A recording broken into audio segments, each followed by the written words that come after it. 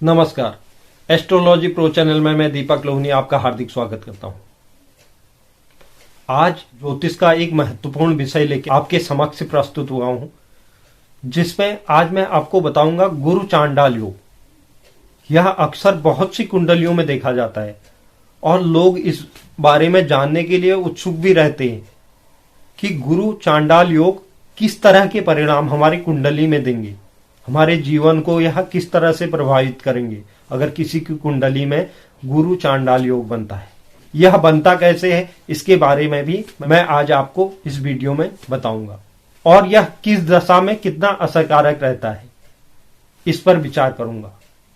उससे पहले कोई दर्शक अगर चैनल पर नए हैं, चैनल को लाइक कीजिए, शेयर कीजिए, सब्सक्राइब कीजिए और बेल आइकन जरूर दबाइए, जिससे आगे आने वाली वीडियो का नोटिफिकेशन आपको प्राप्त हो।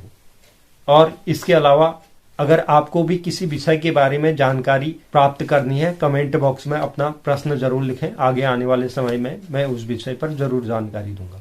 चलिए चलते हैं कार्यक्रम की तरफ। गुरु चांडाल योग। गुरु चांडाल योग होता क्या है? अगर कुंडली में देवगुरु बृहस्पति के साथ राहु या केतु, इन दोनों में से एक भी अगर ग्रह विराजमान होता है तो कुंडली में गुरु चांडाल योग का निर्माण हो जाता है। यह बहुत सी स्थितियों में व्यक्ति को बहुत ज्यादा प्रभावित करता है और बहुत सी स्थितियों में यह बहुत कम असरकारक रहता है। उसके विषय में आज मैं आपको जानकारी दूंगा। और अगर किसी भी कुंडली में इस योग का निर्माण हो रहा है, गुरु चांडाल योग का निर्माण हो रहा है, तो उस व्यक्ति को राहु और केतु, चाहे गुरु के साथ कोई भी ग्रह विराजमान है, उसके लिए शिव की आराधना जरूर करना चाहिए। इससे उन जो नकारात्मक फलों में जरूर कमी आएगी। हालांकि कुछ लोगों का यह भी प्रश्न रहता है कि अगर मैं यह उपाय करूंगा, कोई भी यह उपाय करूंगा, तो उससे क्या यह जो दुर्योग है यह समाप्त हो जाएगा? कोई भी दुर्योग समाप्त नहीं हो सकता, यह आप जान लें। जो अगर कुंडली में दुर्योग बन जाता है वह जीवन भर रहता है, चाहे योग हो या दुर्योग हो। हाँ, यह जरूर हो सकता है, जिस तरह से अगर किसी कुंडली में कोई योग बना हुआ है, चाहे गजकेसरी योग हो, बुधादित्य योग हो या किसी तरह का भी योग बना रहता है, आप उसके फलों में वृद्धि कर सकते हैं। उन ग्रहों के कुछ उपाय करके, उन ग्रहों के आराध्यों की पूजा कर फलों में वृद्धि आप जरूर कर सकते हैं। उसी तरह कोई भी दुर्योग किसी कुंडली में उपस्थित रहता है तो उसे हम समाप्त नहीं कर सकते। उसके जो नकारात्मक परिणाम वह दे रहा है उनमें कमी जरूर ला सकते हैं। तो अगर किसी भी कुंडली में यह चांडाल योग बना हुआ है, गुरु चांडाल योग बना हुआ है, तो उस जातक को शिव शंकर की पूजा आराधना जरूर करनी चाहिए। महादेव के मंदिर में जाकर जल चढ़ाएं या ओम नमः शिवाय पंचाक्षरी मंत्र का जाप करें। यह कर राहु और केतु अगर कुंडली में चांडाल योग के अलावा भी अगर नकारात्मक परिणाम दे रहे हैं तो उनकी जो नकारात्मक स्थिति है उसमें कुछ सुधार किया जा सकता है। तो चलिए चलते हैं चांडाल योग। मैं इसके प्रत्येक भावों के बारे में आपको बताऊंगा। उससे पहले मैं आपको यह भी समझाने का प्रयास कर रहा हूं कि अगर लग्न स्थान या किसी भी अन्य स्थान में, तो उसमें हमें घबराने की या डरने की भी जरूरत नहीं। सर्वप्रथम हमें क्या देखना है, उन ग्रहों की स्थिति को यह देखना बहुत जरूरी है कि बलाबल में कौन सा ग्रह ज्यादा मजबूत है। देवगुरु ज्यादा बलाबल में मजबूत है या राहु ज्यादा बलाबल में मजबूत है या केतु ज्यादा बलाबल में मजबूत है। इस चीज को हमें नजरअंदाज नहीं करना चाहिए। सर्वप्रथम हमें यही देखना है, चाहे डिग्री वाइज हो या उच्च की स्थिति, स्वराशि की स्थिति या शुभ अशुभ ग्रहों की दृष्टि, इस चीज को हमें जरूर ध्यान में रखना चाहिए। इसके अलावा एक चीज मैं आपको और बता दूं, जैसे एक सफेद कपड़ा है, अगर सफेद कपड़े में हल्का सा दाग पड़ जाए तो दिखता तो है वो, लेकिन कम मात्रा में दिखाई देगा। उसी तरह अगर देवगुरु बृहस्पति की स्थिति मजबूत अवस्था में है, अगर उसमें राहु कमजोर अवस्था में विराजमान है तो वो असरकारक होगा बहुत कम हद तक। अगर वहीं सफेद कपड़े में अगर डार्क काला धब्बा पड़ जाता है, इसका मतलब राहु ज्यादा बलवान हो जाते हैं और देवगुरु बृहस्पति वहां पर कमजोर अवस्था में होते हैं, तो वह ज्यादा प्रभावी होता है। इस चीज को आप समझ रहे होंगे जो मैं आपको समझाने का प्रयास कर रहा हूं। तो हमें सबसे पहले यह देखना है कि बलाबल में कौन सा ग्रह ज्यादा बलवान है। अगर डिग्री के हिसाब से देवगुरु बृहस्पति की स्थिति मजबूत है तो वह जो चांडाल योग है वह शुरुआत में जरूर दिक्कत करेगा, लेकिन धीरे धीरे कर यह एक छाया ग्रह है। राहु जो है छाया ग्रह, केतु छाया ग्रह, और धीरे धीरे देवगुरु बृहस्पति के स्वरूप की छाया बन जाएगा। तो इसलिए किसी भी दुर्योग से घबराना नहीं चाहिए। अब बात करते हैं, अगर प्रथम भाव में लग्न भाव में अगर यह दुर्योग बनता है तो इसमें होगा क्या। अगर राहु ज्यादा बलवान है तो यह व्यक्ति को उठने नहीं देगा, क्योंकि व्यक्तित्व से इसका इस भाव का संबंध रहता है। तो वह क्या करेगा, व्यक्ति को उठने नहीं देगा, ऐसी स्थिति उसके जीवन में बना देगा। अगर यहीं अगर देवगुरु बृहस्पति अगर विराजमान होते हैं उच्च की स्थिति में या बलवान स्थिति में, तो राहु जरूर इसमें कुछ शुरुआती नकारात्मक परिणाम देंगे। उसके बाद धीरे धीरे कर वह देवगुरु बृहस्पति की छाया बनकर देवगुरु बृहस्पति के अनुसार परिणाम देने शुरू कर देंगे। तो यह स्थिति जरूर होती है कि कहीं न कहीं पर वह नकारात्मक परिणाम, जैसे शुरुआती दौर पर वह नकारात्मक परिणाम देंगे, और जब व्यक्ति उठने का प्रयास करता है उस समय जरूर नकारात्मक परिणाम देंगे, लेकिन धीरे धीरे वह देवगुरु बृहस्पति की छाया बनकर परिणामों को देने लगेंगे।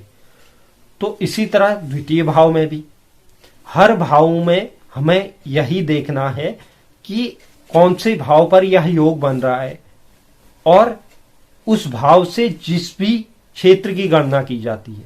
अगर द्वितीय भाव पर बन रहा है, राहु मजबूत अवस्था में होते हैं, देवगुरु बृहस्पति कमजोर अवस्था में होते हैं, तो धन से संबंधित दिक्कतें, बहुत ज्यादा परेशान होना व्यक्ति का, यह स्थिति राहु पैदा कर देंगे। और इसके अलावा अगर देवगुरु बृहस्पति की स्थिति मजबूत रहती है तो शुरुआती कुछ राहु अपने नकारात्मक परिणाम इस भाव पर जरूर देंगे, लेकिन धीरे धीरे वह देवगुरु बृहस्पति की छाया बनकर अच्छे परिणामों को देना शुरू कर देंगे। तृतीय भाव में भी यही सब देखने को मिलेगा। अगर देवगुरु बृहस्पति की स्थिति अच्छी है, शुरुआती कुछ दौर में नकारात्मक परिणाम देने के बाद देवगुरु बृहस्पति के अनुसार अपने फलों को देना प्रारंभ कर देंगे। इसी तरह से चतुर्थ भाव में अगर यह स्थिति बनती है, राहु बलवान होंगे, माता के स्वास्थ्य को खराब करना, यह स्थिति पैदा कर देंगे। इसके अलावा सुख में कमी, व्यक्ति के सुख में कमी, अगर देवगुरु बृहस्पति मजबूत अवस्था में विराजमान है तो वह शुरुआती कुछ दौर पर नकारात्मक परिणाम देंगे, फिर उसके बाद वह शुभ फलों को देने वाले देवगुरु बृहस्पति के साथ वह सहयोग करेंगे। इसी तरह पंचम भाव में शिक्षा से संबंधित दिक्कतें, अगर राहु बलवान होते हैं, व्यक्ति को गलत तरफ धकेलना, यह स्थिति यहां पर बैठे हुए राहु कर देंगे अगर राहु बलवान होते हैं। देवगुरु बृहस्पति अगर बलवान होते हैं तो शुरुआती दौर पर नकारात्मक परिणाम कुछ देखने को मिल सकते हैं, फिर उसके बाद वह देवगुरु बृहस्पति के अनुसार ही राहु अपना चरित्र धारण कर लेंगे। इसी तरह षष्ठम भाव में अगर राहु विराजमान रहते हैं तो यह कुछ क्षेत्रों के लिए अच्छा भी माना जाता है। यहाँ पर अगर राहु विराजमान होते हैं तो शत्रुहंता योग बनता है, शत्रुओं पर हमेशा जातक विजयी रहता है। तो हर क्षेत्र में हमें डरने की जरूरत नहीं। कोई भी दुर्योग बनता है तो हमें एकदम से डरने की जरूरत नहीं, पहले हमें समझना चाहिए यह जो दुर्योग बन रहा है इसमें हमें क्या परिणाम प्राप्त होंगे, इसमें कौन से ग्रह की स्थिति मजबूत है, यह हमें देखना समझना बहुत जरूरी है। तभी हम उस भाव के बारे में, उस दुर्योग के बारे में बोल सकते हैं। मैंने बहुत सी जगह देखा है कि अगर कुंडली में इस तरह से दुर्योग बंधे रहते हैं तो वह जो ज्योतिष के पास जाता है वो आधे से ज्यादा तो इसी तरह से डरा देते हैं कि यह दुर्योग आपको ये नुकसान करेगा, ये करेगा। ऐसा नहीं होता है। सर्वप्रथम हमें यह समझना पड़ेगा कि इसमें कौन सा ग्रह ज्यादा बलवान है, यह बहुत जरूरी है। इसी तरह सप्तम भाव में अगर यह दुर्योग बन रहा है, देवगुरु बृहस्पति मजबूत है तो अच्छे फलों को, अगर राहु बलवान है तो वह नकारात्मक परिणाम को, चाहे दाम्पत्य जीवन से संबंधित हो। यहाँ पर बैठे हुए राहु और देवगुरु बृहस्पति लग्न भाव पर भी दृष्टि डालते हैं, वह भी नकारात्मक परिणाम देंगे। अष्टम भाव पर यह बन रहा है, अष्टम भाव में राहु बलवान है तो वह रोग, मृत्यु तुल्य रोग तक स्थिति बना देते हैं। अगर देवगुरु बृहस्पति बलवान हो तो उसमें यह स्थिति में कमी आ जाएगी। हालांकि छठे, आठवें और 12वें भाव में कोई भी शुभ ग्रह अच्छा नहीं माना जाता है। उनकी राशियां, देवगुरु बृहस्पति की राशियां जहां जहां फिर विराजमान रहेंगे उनमें वह अशुभ फल देंगे। इसी तरह भाग्य भाव में अगर यह बनता है तो राहु अगर ज्यादा बलवान तो राहु के ज्यादा फल प्राप्त होंगे, नकारात्मक परिणाम प्राप्त होंगे। और अगर देवगुरु बृहस्पति बलवान है तो देवगुरु बृहस्पति के कुछ समय जरूर परेशानी हो सकती है, उसके बाद शुभ फलों की प्राप्ति जरूर होगी। इसी तरह कर्म भाव में यह योग बन रहा है तो वहां पर भी यही स्थिति, हर भाव में सेम स्थिति बनेगी। सर्वप्रथम हमें एक तो यह देखना है डिग्री में कौन ज्यादा बलवान, इस चीज को आप नोट कर लीजिए। डिग्री में कौन सा ग्रह ज्यादा बलवान है और इन पर कौन से ग्रहों की शुभ दृष्टि पड़ रही है। जिस भाव में भी यह योग बन रहा है उसमें जो राशि लिखी गई है वह देवगुरु बृहस्पति की मित्र राशि है या शत्रु राशि है, इस चीज को भी आप एक बार जरूर ध्यान में रखें। उस हिसाब से वह फलों को देने में सक्षम रहेंगे। एकादश भाव में यह स्थिति बनती है। एकादश भाव में तो कोई भी ग्रह खराब नहीं माना जाता, लेकिन अगर यह योग बनता है तो अगर राहु ज्यादा बलवान होते हैं तो आय से संबंधित परेशानियां और इनकी जो सप्तम दृष्टि पड़ेगी वह शिक्षा भाव पर, शिक्षा से संबंधित परेशानियां। और अगर देवगुरु बृहस्पति विराजमान है तो शुरुआती दिक्कतें आ सकती हैं, उसके बाद यह सकारात्मक परिणामों को देना शुरू कर देंगे। द्वादश भाव में यह स्थिति बन रही है, राहु अगर बलवान है तो अनावश्यक खर्च, गलत क्षेत्रों में धन का जाना, फिजूल खर्ची, यह स्थिति बनेगी। देवगुरु बृहस्पति ज्यादा बलवान है तो वह नकारात्मक परिणाम नहीं देंगे, अच्छे क्षेत्रों में धन का जाना, व्यय होना, यह स्थिति वहां पर रहेगी। तो हमें सर्वप्रथम ग्रहों के बलाबल को देखना बहुत जरूरी है। उसी के बाद किसी भी योग या दुर्योग के बारे में, चाहे योग भी होता है, अगर किसी कुंडली में योग भी बना है तो उसमें भी हमें उनके ग्रहों के बलाबल को देखना बहुत जरूरी है। उसी तरह से अगर दुर्योग बनता है तो उसके भी बलाबल को देखना बहुत जरूरी है। उसी के बाद किसी भी क्षेत्र के बारे में हम बोल सकते हैं।